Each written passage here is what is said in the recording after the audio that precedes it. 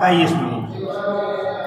खरं तर आम्ही सातत्यानं बोलल्याप्रमाणे जनतेनं ही निवडणूक हातात घेतलेली होती आणि अतिशय एक शिक्षित चेहरा गेल्या 8-10 वर्ष जनतेच्या सेवेमध्ये कुठलीही राजकीय अपेक्षा न ठेवता काम करणारा चेहरा आम्ही महायुतीनं दिलेला होता आणि अनेक वर्षांचं त्यांचं सामाजिक काम, जनतेमधलं काम, सर्वसामान्याला आधार देण्याचं काम आणि महायुतीचे सर्व नेते आदरणीय देवेंद्रजी फडणवीस साहेब, आदरणीय एकनाथजी शिंदे साहेब आणि आपल्या जिल्ह्याचे पालकमंत्री नामदार राधाकृष्ण विखे पाटील साहेब यांनी जे भरभरून पाठिंबा दिला, आशीर्वाद दिले, खूप कामाच्या माध्यमातून आशीर्वाद दिले आणि म्हणून खऱ्या अर्थानं हे यश आम्ही संपादन केलेलं आहे.